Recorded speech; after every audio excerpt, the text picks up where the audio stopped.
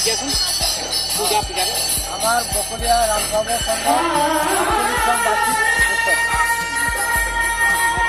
আৰু এই পূজাটো কিমান বছৰ হৈ যায়? 48 ইয়াৰ্ছ হৈ যায়। 48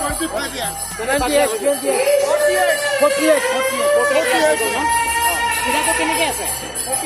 পূজাটো কেনেকৈ আছে? পূজাটো অঁ ৰাইজৰ বনমিত হয়। পূজাটো ভাল আছে নে? ভাল আছে, ভাল আছে। এইটো ৰাম ঠাকুৰৰ পূজা হয়।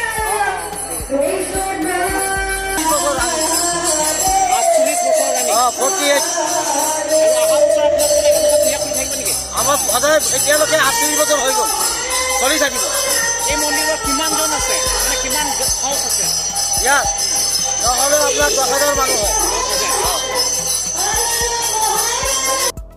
পূজাৰৰ বিষয়টো অকণমান কৈ দিয়াচোন।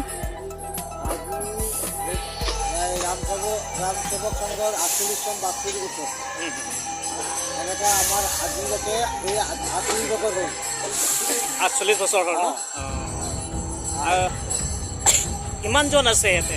কিমান ঘৰ হ'ব ইয়াত 10,000 ঘৰ আছে। 10,000 ঘৰ আছে। আজি প্ৰত্যেক দিন বছৰত ক'ৰবাত 25 বছৰ হৈ থাকে। এতিয়ালৈকে 48 বছৰ ৰানিং চলি আছে। হয় ৰাইজৰ সহযোগিতা কামনা কৰোঁ। ৰাইজৰ ৰাইজৰ আমাৰ সংগঠন কৰে তাই এইবিলাক ৰাইজৰ লগাওঁ তেনেকৈ আমি কৰি যাম বুলি আশা কৰোঁ। চবে যে আমাক সহায় কৰে